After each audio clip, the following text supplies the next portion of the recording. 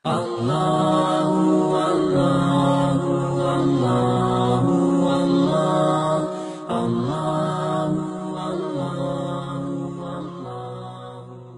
Meeting বা কনফারেন্সের পর আমাকে ইমামতি করতে হয়, তখন মনে মনে নিয়ত করি ইমাম হিসাবে অমুক ওয়াক্তের নামাজ পড়াচ্ছি, ইলা কাবাতে শরীফাতে আল্লাহু আকবার। আচ্ছা, এইগুলা ইলা কাবাতে শরীফে আপনি কোন দিকে তাকাই আছেন? কাবার দিকে আছেন না উল্টা দিকে আছেন? আল্লাহ জানেন না? আল্লাহরে খাওয়া লাগবে না, আল্লাহ আমি কিন্তু কাবার দিকে আছি। নাওয়াইতুয়ান, আমি নিয়ত করেছি উসাল্লিয়া লিল্লাহি তাআলা, আল্লাহর জন্য নামাজ পড়তেছি। তো কার জন্য পড়তেছেন আল্লাহর খবর নাই। আরবা রাকাআতিন, 4 রাকাত পড়েন না রাকাতাইন 2 রাকাত পড়েন, সেটাও আল্লাহ জানেন না। আল্লাহরে আপনি শিখাইতে হবে। এই সমস্ত নিয়তের একটাও আল্লাহ নবী শিখান নাই। কাজেই আপনি যদি অমুকের পিছনে নামাজ পড়তেছেন, সলিমুদ্দিনের পিছনে পড়েন না কলিমুদ্দিনের পিছনে পড়েন, সব খবর আল্লাহ তাআলার আছে। ইক্তাদাইতু বিহাদাল ইমাম না আলাদা পড়তেছেন, সেটাও আল্লাহ তাআলা জানেন। কাজে এইগুলো কোনোটারই দরকার নাই।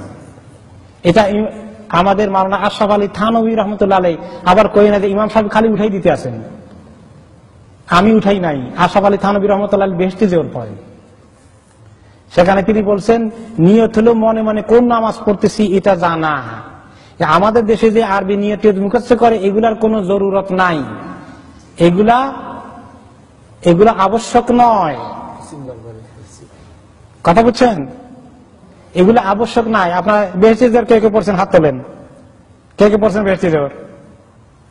এই নিয়তের কথা এখানে কি লেখছে, কার মনে আছে? হাত তোলেন। হ্যাঁ, ওইটা পড়বেন না, কারণ ওইটাতে এমন করে পিটাইছে আপনাকে, নিয়ত মুখস্থ কর 22টা নিয়ত। হ্যাঁ, 1 বছর চলে গেছে নিয়ত মুখস্থ করতে করতে।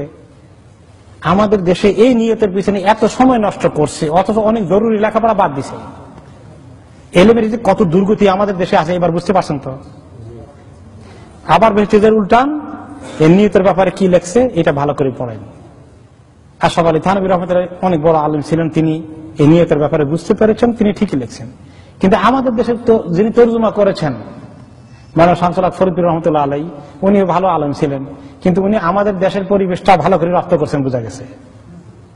তিনি বলছেন আশরাফ আলী থানভী সাহেবের তর্জমা করার পরে ব্র্যাকেটে নিজের কথা, নিজের মন্তব্য লিখছেন। নিজের মন্তব্য কি লিখছেন?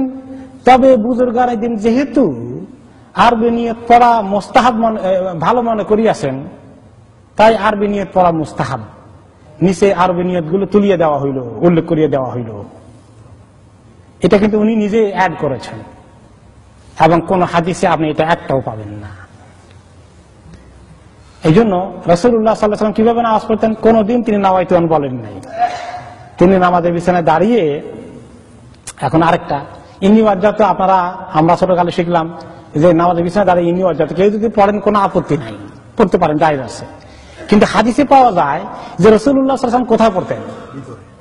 আল্লাহু আকবার বলার পরে সুবহানাকা পড়ে তারপরে ইন্নী ওয়াজ্জাত পড়তেন।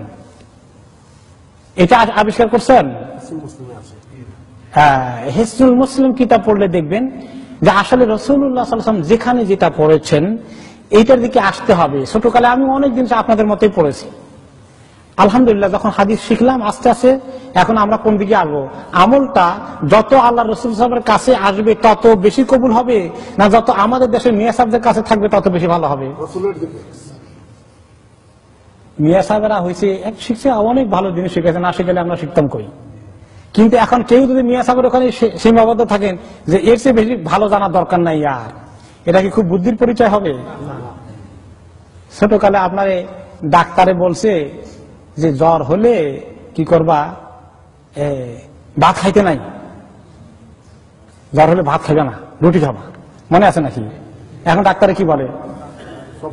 সব খাও, খাওয়ার কোনো অসুবিধা নাই, কোনো অসুবিধা নাই, জ্বরের কোনো বেশ কম কিছু হবে না। তো এখন ছোট ডাক্তারে যেটা বুঝছে সেটাই বলছে, আর ছোট মিয়া সাহেব যা পড়াইছেন তাই বুঝছে। বড় মিয়া সাহেব হলেন রাসূলুল্লাহ সাল্লাল্লাহু আলাইহি ওয়াসাল্লাম।